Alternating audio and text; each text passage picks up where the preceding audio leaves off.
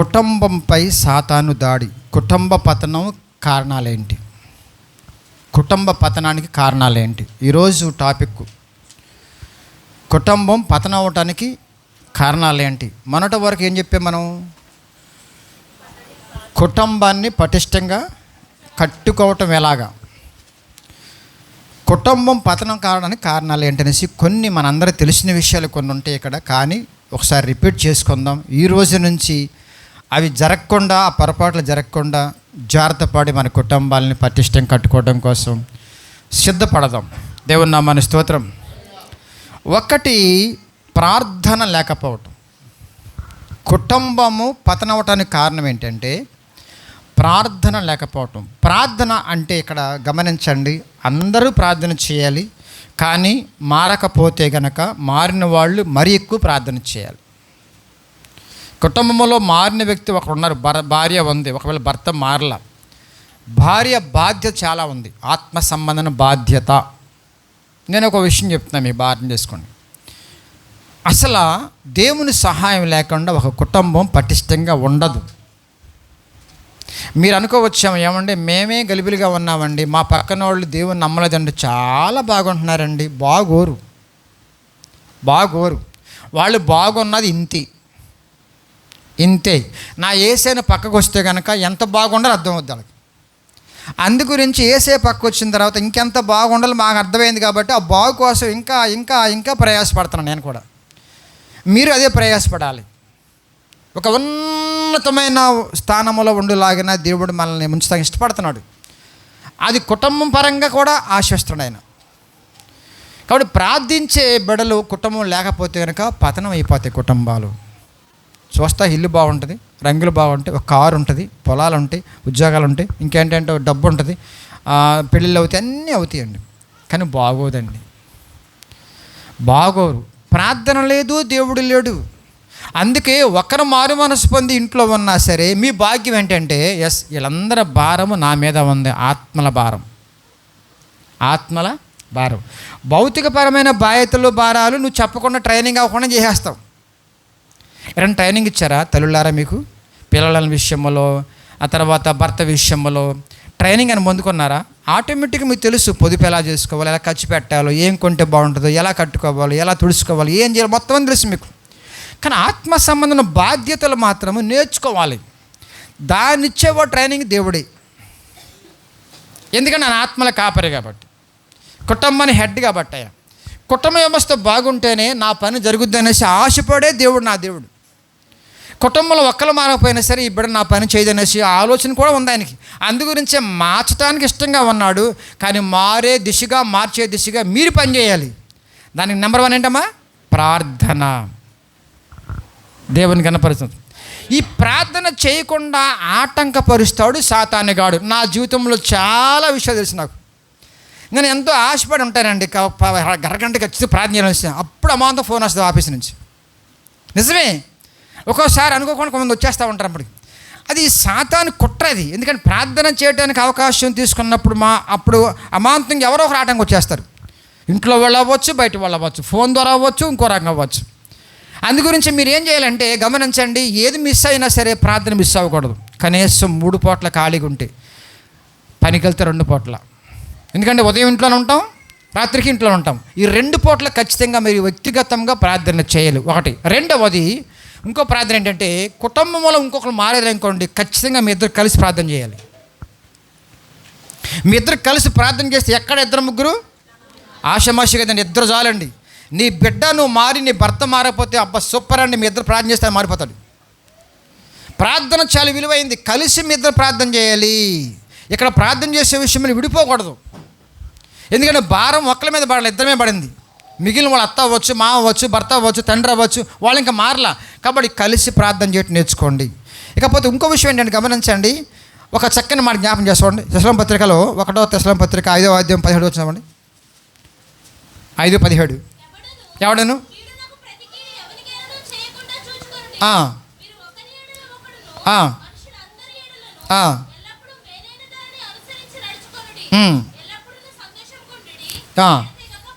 ప్రార్థన చెయ్యుడి.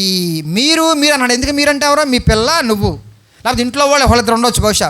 వాళ్ళు కలిసి ఏం చేయాలంట? ఎడతాక ప్రార్థన చెయ్యాలి. 1 వ్యక్తిగతంగా, 2 కుటుంబం పరంగా, 3 సహవాసముతో కలిసి ప్రార్థన చేయాలి. కుటుంబంలో అందరూ మారు మనసు పొంది దేవుని యొక్క వాక్య జ్ఞానంలో పెరగాలంటే కనుక 1 వ్యక్తిగతంగా నీ మీద చాలా భారం ఉంది, నువ్వే మొయ్యాలి. మీరు తప్పించుకుంటా వీల్లేదు.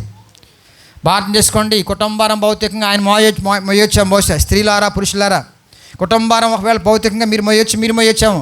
అది ఈజీ అనండి, చాలా కష్టమే, పెద్ద కష్టం కాదు. ఏదో పని చేసుకుంటావు, కష్టపడి తెచ్చుకుంటావు, కొనుక్కుంటావు, వండుకుంటావు, వాచుకుంటావు, పెట్టుకుంటావు, అయిపోయింది. కానీ పెళ్ళిళ్ళు అవ్వచ్చు, ఇంకో మొత్తం అయిపోతాయి. ఆత్మల భారం, ఆశమాషి భారం చాలా భారం. అది చాలా ఓపికతో ఎలాదాకా ప్రార్థన చేయాలి. అది వ్యక్తిగతంగా మీ ఫిట్నెస్గా ఉండాలి, ఆత్మీయంగా 2 ప్రార్థన పనులు ఉండాలి. అలాగే జంటగా ప్రార్థన చేయాలి. అంటే పిల్లడు అవ్వచ్చు, నువ్వు అవ్వచ్చు, మొత్తానికి ఇద్దరు కలిసి ప్రార్థన చేయాలి. 3వ ఎవరమ్మా? సంఘం యొక్క ప్రార్థన చాలా విలువైంది. శనివారం అందుకే పెడుతున్నామండి. మీ సమస్యలు చెప్పకపోయినా సరే ఇక్కడ దేవుడు మీ సమస్యలు ఆలకిస్తాడు. మీరు చిన్నగా ఇంటిచ్చిన చాలు, మొత్తం అంతా ఆయన ఉంటాడు.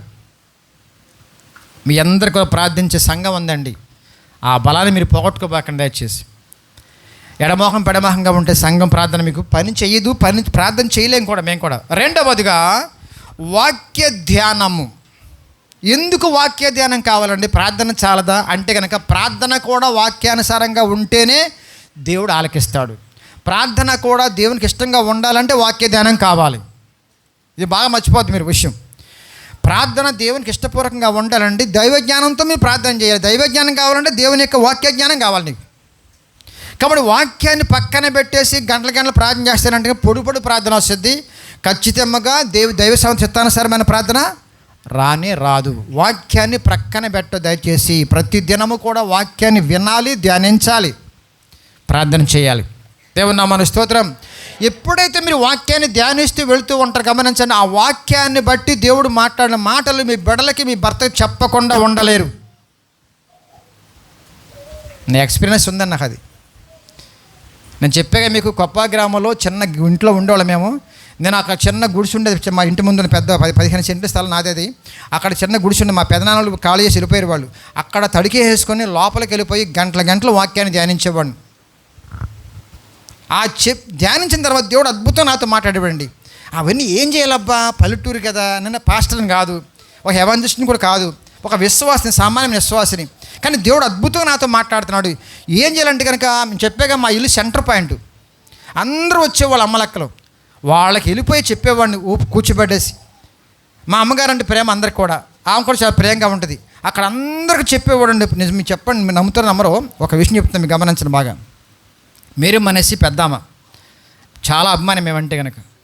ఆమెకి బీపీ ఉంది బాగా. ఇంట్లో ప్రాబ్లం వల్ల బీపీ రేజ్ అయిపోయి మా ఇంటికి వచ్చేసింది. అప్పుడే నేను వాక్యాన్ని ధ్యానించిన బాగా జ్ఞాపకం మా సన్నివేశం. వాక్యాన్ని ధ్యానించుకొని ఆ వేడిలో వచ్చా అక్కడికి. ప్రార్థనలో గడిపాను, వాక్యం ధ్యానించా, వేడి వచ్చి ప్రార్థన చేశానండి. వెంటనే తగ్గిపోయిందండి.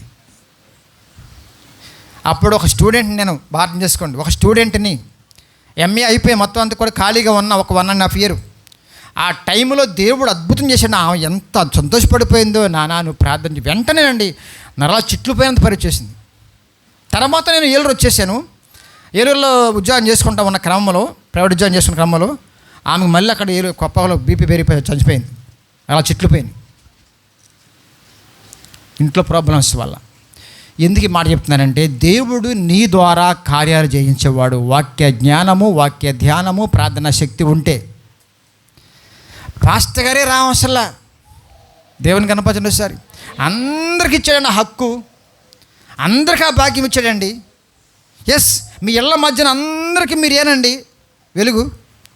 మీరే ప్రార్థించేవాళ్ళు, మీరే వాక్య జ్ఞానం ఉన్నవాళ్ళు మీరే. మరి మీరెందుకు తగ్గించుకుంటున్నారు?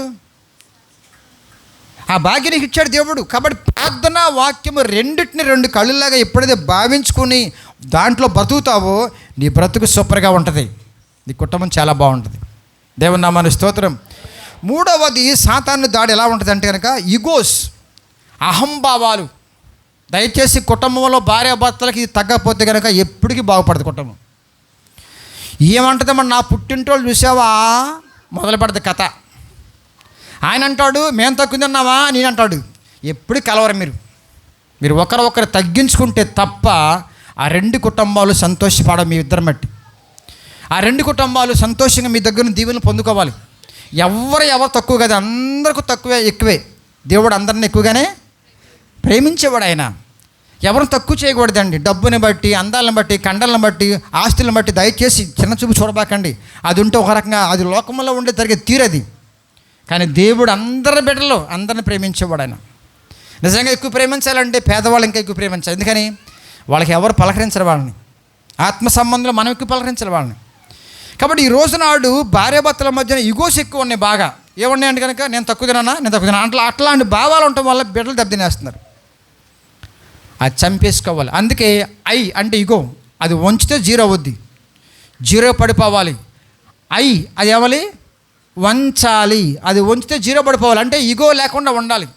ఇప్పుడు మీరు చెప్పులు అక్కడ వదిలేశారా, కింద వదిలేశారా? దాని భావం ఏంటంటే మేము అహంభావాన్ని వదిలేసామన్నట్లు లెక్క.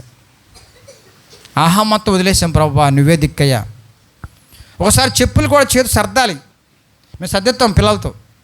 ఎందుకని అహంభావం తగ్గించుకొని మనం ఉండే జీవితం తీసేసుకొని అది నేర్పాలి. మన కొన్ని విషయాలు కొన్ని పనులు కొన్ని చేయకూడని కొన్ని అనుకుంటారు చాలామంది. కానీ అన్ని పనులు మనం చేయాలి. బాత్రూమ్ కడుగుతాను అర్థం ఏంటి ఇష్టం మీకు? ఇగో చచ్చిపోవటం ఖచ్చితంగా అండి. కొంతమంది ఏమంటారంటే ఈ పని చెప్తావు నాకు, ఆ పని అంటే ఉన్నారు. అది పని అంటే చాలా బ్లెస్సింగ్స్ ఉంటాయి ఆ పనులు. అందరికి అధికారిగా ఉన్నవాడు ఏం చేయాలంట? దాసుడిగా ఉండాలి. దేవుని స్తోత్రం. అది పని చిన్నది పెద్దని కాదు, హీనమైంది కాదండి. మున్సిపాలిటీ వాళ్ళు లేకపోతే మనం ఏమవుతాం? చచ్చిపోతాం త్వరలో. చెత్త ఎత్తేవాళ్ళు మున్సిపాలిటీ వాళ్ళని తక్కువ అంచనా వేస్తారు. వాళ్ళు లేకపోతే నీ బతికేమవుద్ది? ఒక్క రోజు కనుక 2 బళ్ళు తిరగకపోతే కనుక ఈ ఊరంట నువ్వు చచ్చిపో, పట్ల వెళ్ళిపోతాయి. వాళ్ళు ఎంత పని చేస్తున్నారండి, ఎంత దీవెన నిజంగా. అట్లాంటి భావనతో క్రైస్తవులు ఉండాలి ఖచ్చితంగా. ఇగో చావాలి. ఇగో నాన్న గొప్ప, నేను గొప్ప, మా ఆస్తి, మా అమ్మ ఆస్తి, మా నాన్న ఆస్తి, మా అత్త, మా పుట్టింటోళ్ళు, ఇట్లాంటి భావన రాకూడదు. అది చంపేసుకోవాలి. దేవుని నామమునకు స్తోత్రం. నేను నా పుట్టింటోళ్ళు అనే భావన కూడా. వాళ్ళు వీళ్ళు ఒకటేనండి. ఇద్దరు సమానంగా ప్రేమించే ఐక్యత కలిగిన మనసుతో మీరు ఉండాలి. 4వది పిల్లల్ని భక్తిలో వాక్య శక్తిలో పెంచేవారుగా మీరు ఉండాలి. నేను రెఫరెన్స్ చెప్పట్లేదు, సమయం చాలదు, నాకు పావుగంట టైం ఉంది. పిల్లల్ని ఎట్లాగమ్మా? భక్తిలోను వాక్య శక్తిలో పెంచాలి. భక్తి మాత్రం బాగా వస్తుంది సండే స్కూల్ పిల్లల వరకు. సండే స్కూల్ పిల్లలు దాటిన తర్వాత వయసు ఆటోమేటిక్గా వాడికి శక్తివంతమైన వాక్యం వెళ్ళాలి. నీ క్రియలు చూస్తాడు వాడు, నీ క్యారెక్టర్ చూస్తాడు వాళ్ళు స్కాన్ చేసుకుంటారు. దాంతోపాటు ఈక్వల్గా వాక్య జ్ఞానం కూడా వెళుతూ ఉంటే రెండు పట్టాల్లో పనిచేస్తాడు. ప్రయాణం సునాయాసంగా వెళ్ళిపోద్ది. మీరేం చేస్తారంటే మీ క్యారెక్టర్ బాగోదు, మీ కోపాలు మానరు, మీకు తగ్గింపు ఉండదు, ఏముండదు. తర్వాత వాక్య జ్ఞానం కూడా ఉండదు. ప్రార్థన చేసుకున్నావేరా, డబ్బులు తెచ్చుకున్నావేరా, ఆ పవర్ చాలదాడికి. నువ్వు రోల్ మోడల్గా ఉండాలి. నువ్వు ఏం చెప్పేవాళ్ళు నువ్వు ఉండాలి. 2వది ఏంటంటే వాక్య జ్ఞానం అందించాలి. ట్రైనింగ్ సెంటర్ ఉండాలి మీ ఇంట్లో. ట్రైనింగ్ సెంటర్ జరగాలి, ట్రైనింగ్ క్లాసులు జరగాలి. ఒక బోర్డు ఉండాలి. గమనించండి, టీవీ కాదుగా ఉండవలసింది, ఒక బోర్డు ఉండాలి. అది యూజువల్ బోర్డు లేకపోతే చాక్ పీస్ బోర్డు ఏమైనా అవ్వచ్చు. ఖచ్చితంగా మీరు కొన్ని స్కాన్ చేసి కొన్ని నేర్పించాలి వాళ్ళకి, పిల్లలకి. ప్రతి ఇల్లు కూడా బిబ్లికల్ ట్రైనింగ్ సెంటర్ అవ్వాలి. దేవుని నామమునకు స్తోత్రం. ఒక బిడ్డ ఉన్నా సరే, ఎందుకంటే అవి ఎవరు నేర్పరు. మళ్ళీ స్కూల్లో కానీ కాలేజీలో కానీ యూనివర్సిటీలో నేర్పేవి కాదు అవి. నువ్వే నేర్పుకోవాలి. బిడ్డలారా, మీరు ఎంతవరకు నేర్పుతున్నారు? అది లేకపోతే కనుక కుటుంబాలు పతనం అయిపోతాయి. బిడ్డల ద్వారా వేదన మొదలవుద్ది. ఏ స్థాయిలో ఏ వయసులో ఎంత జ్ఞానం ఇవ్వాలో అది మీకు తెలుసుకోకపోతే కనుక బిడ్డలు పతనమైపోతారు. రేపు మీకు వ్యతిరేకంగా వస్తారు వాళ్ళు. కన్నీరు తప్ప మీకు ఆనంద బాష్పాలు ఉండవు. దేవుని నామమునకు స్తోత్రం. చూడండి, మత్తయి సువార్తలో 18:14 కూడా ఒకసారి చూద్దాం. మత్తయి సువార్త 18:14.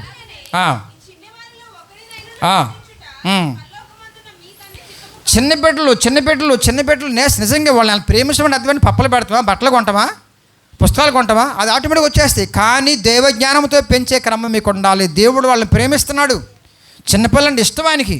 మీ బిడ్డలంటే దేవునికి ఇష్టం. ఎందుకంటే బిడ్డల్ని మీకు బహుమానంగా ఇచ్చాడు తప్ప పర్మనెంట్ బిడ్డలు కాదు. మీకు వాళ్ళు బహుమానంగా ఇచ్చాడు. అంటే ఏంటి? దేవునికి ఇష్టపూర్వకంగా పెంచే క్రమం మీరు తెలుసుకోకపోతే కనుక దేవునికి ద్రోహం చేస్తున్నట్లు లెక్క మీరు. పిల్లలకి కాదు, దేవునికి కూడా.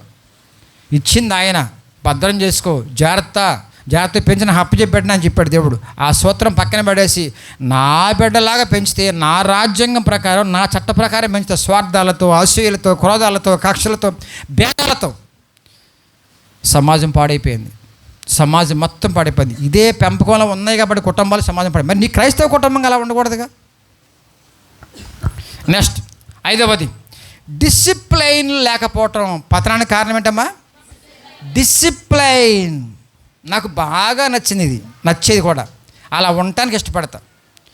అస్తవ్యస్తంగా బిడ్డలను వదిలేయకూడదు. వాళ్ళ క్రమాన్ని, వాళ్ళ సమయాన్ని బట్టి, దాన్ని ఏమంటారు, వాళ్ళ వయసుని బట్టి చిన్నగా డిసిప్లైన్ నేర్పాలి. వాళ్ళకి క్రమం నేర్పాలి. అక్రమం చేయవారులారా, క్రమం లేకపోవడమే అక్రమం అంటే ఇంకేం కాదు. డిసిప్లైన్ లేకపోతే కారణం చెప్పండి సార్. డిసిప్లైన్ లేకపోతే కారణం ఏంటి?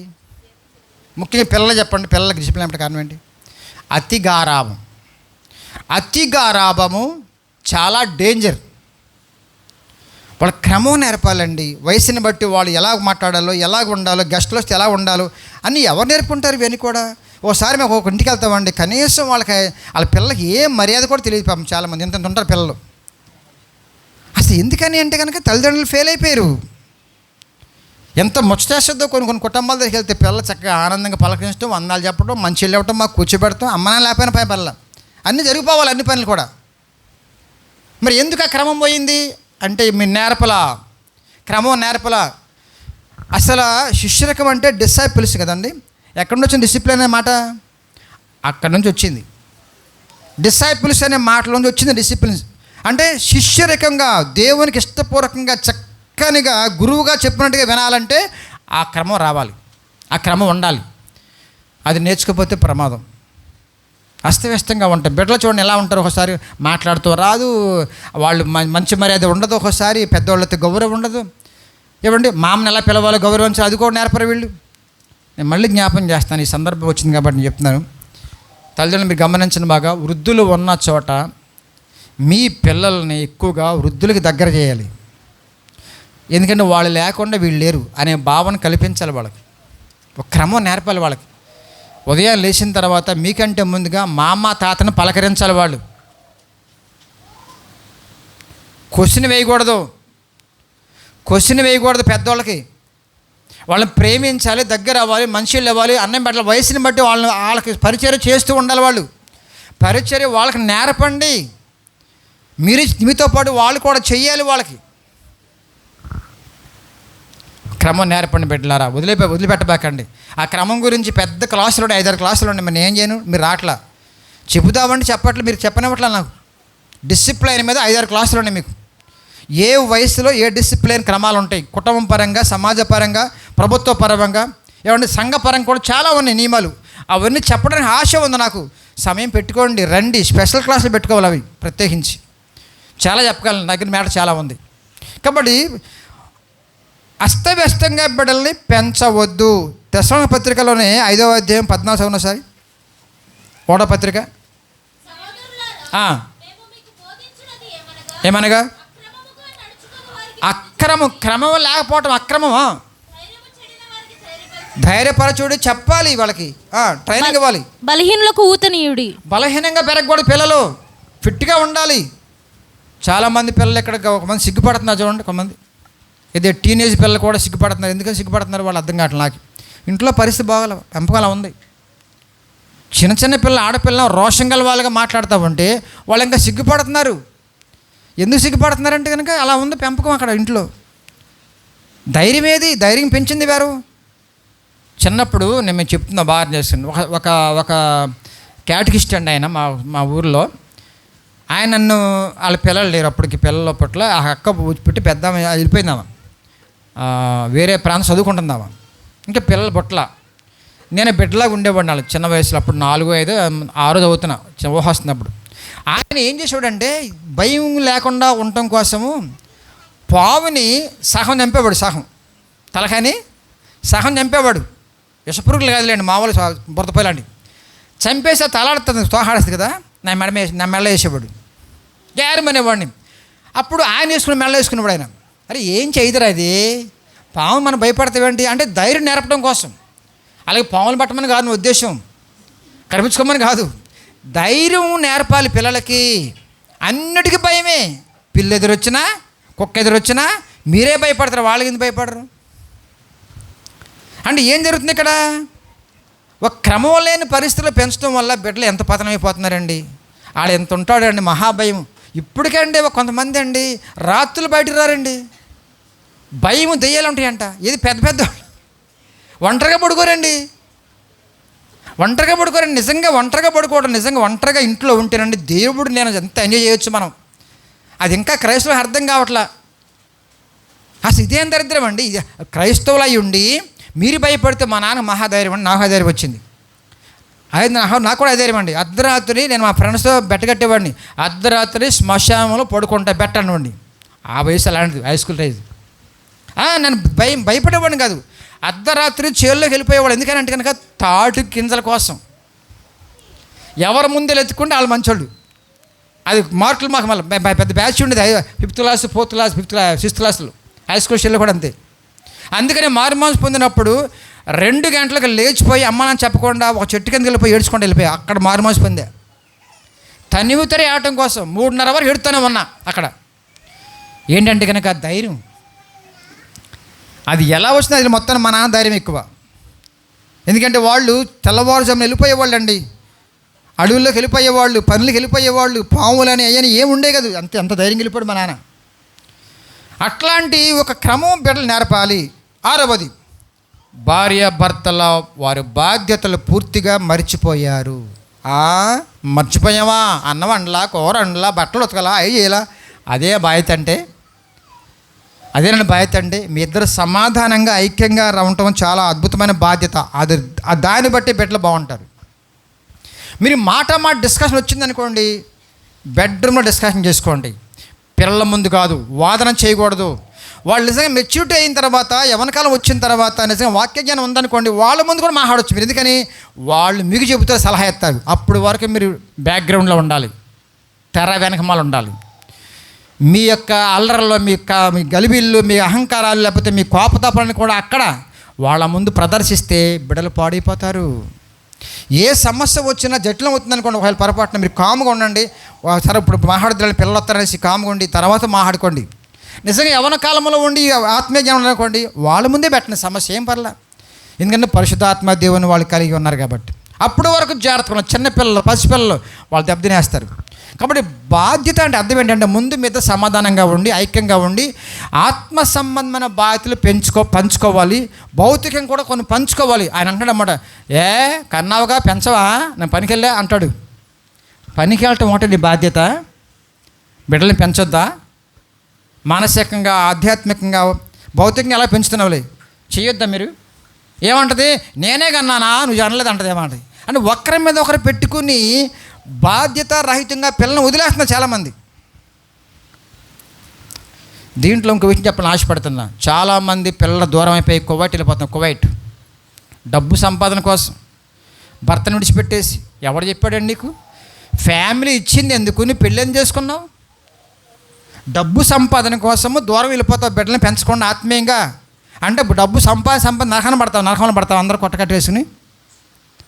అందు గురించే బాధ్యత రహితంగా ఉండొద్దు దయచేసి. భర్తలారా, భార్యలారా, బిడ్డలారా, మీరు కూడా బాధ్యతలు మీద వేసుకోండి. కుటుంబ భారము, బాధ్యతలు మన మీద వేసుకుంటేనే కుటుంబాలు కలకలాడుతాయి. దేవుని నామమున స్తోత్రం. దానికి కూడా మీరు ప్రార్థన చేసుకోవాలి. ప్రభువా, నా వల్ల కాట్ల, ప్రభువా నాకు సహాయం చేయి, నా శక్తిని ప్రభువా అని ప్రార్థన చేసుకోవాలి. తర్వాత మీరు క్రమం ఉంటే వాళ్ళు క్రమం ఉంటారు. ఇప్పుడు టయానికి వస్తే వాళ్ళు టయానికి వస్తారు. మీరు టయానికి భోజనం చేస్తే వాళ్ళు టయానికి భోజనం చేస్తారు. మీరు టయానికి నిద్రపోతే వాళ్ళు నిద్రపోతారు. టయానికి అన్ని పనులు చేస్తామంటే అన్నీ కూడా వాళ్ళు క్రమం పాటిస్తారు. అది కాకుండా పిల్లవాడికి ప్లేట్ పడేసి నువ్వు టీవీ చూస్తామంటే అర్ధరాత్రి వేసినా పడుకోడాడు. కాబట్టి జాగ్రత్త కుటుంబం కట్టుకునే విషయంలో. నెక్స్ట్, భార్యాభర్తల మధ్యకి 3వ వ్యక్తి రాకూడదు. కుటుంబం పతనానికి కారణం ఇదే, భయంకరమైన పరిస్థితి. భార్యాభర్తల విషయంలో మా అక్కే చెత్త కుప్ప కాదు, అక్క అంట. ఎందుకు వచ్చింది అక్కతో పని ఏంటి అసలు?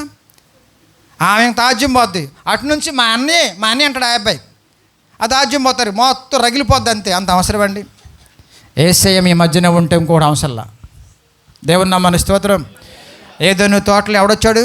మూడో వ్యక్తికి ఎంట్రన్స్ ఇచ్చారండి వాళ్ళు. ఆయన పక్కన పడేశారు ఆయనక. వాడు రాగానే ఏమైంది? కుటుంబం పతనావస్థకి వెళ్ళిపోయింది. మొట్టమొదట హత్య జరిగింది. కయ్యను హేబేల్ని చంపాతలు పాడేశాడు. ఎందుకని? పెంపకం అలా ఉంది. రాంగ్ వెళ్ళిపోయింది కుటుంబం అంతా కూడా. డైరెక్షన్ మారిపోయింది, స్క్రిప్ట్ మారిపోయింది. కాబట్టి దయచేసి గమనించండి, భార్యాభర్త ఎంత జటిలమైన సమస్య అయినా సరే ఖచ్చితంగా మీ ఇద్దరి మధ్యన మాట్లాడుకోవడం జరగాలి. సలహా మాత్రం తప్పు కాదు. సలహా కాకుండా పెత్తనం చేసే మూడో వ్యక్తి వస్తే కనుక మీ ముక్కలైపోద్ది మీ కుటుంబం. ఆత్మీయంగా ఉంటే నువ్వు ఒక్కదాని ఒంటరిగా ఉన్నావు, ప్రభువుని అడుగు, ప్రభువా నువ్వు ఉన్నావు ప్రభువా. సేవకులను అడుగు, పర్లా సమస్య పరిష్కారం ప్రార్థన చేస్తాం. సమయం ఉంటే అవకాశం ఉంటే మేము చెబుతాం. దేవుడే కార్యం చేస్తాడు. లాస్ట్, కుటుంబాన్ని సంఘముతో కలపాలి. ఇది ఆత్మీయమైన రాజ్యం, అది లోకరాజ్యం. ఇది ఆత్మీయ కుటుంబం, అది లోక సమయం కుటుంబం. ఈ కుటుంబాన్ని సంఘములో కలిపేంత వరకు మీరు నిద్రపోకూడదు, ప్రయాసపడుతూనే ఉండాలి. అప్పుడు ఏమవుద్దంటే అందరూ పరలోక సంబంధులుగా, అందరూ ఆత్మీయులుగా జీవిస్తున్నప్పుడు అద్భుతాలు జరుగుతాయి. కుటుంబంలో పరలోక ప్రతిబింబముగా ఉంటుంది కుటుంబం. దేవుని నామాన్ని స్తోత్రం చెప్పగలిగా. సంఘం ఉంది, అందుకని వస్తానండి నేను చెప్పే కిందక ప్రతి మనిషి సంఘం కావాలి, స్థానిక సంఘం.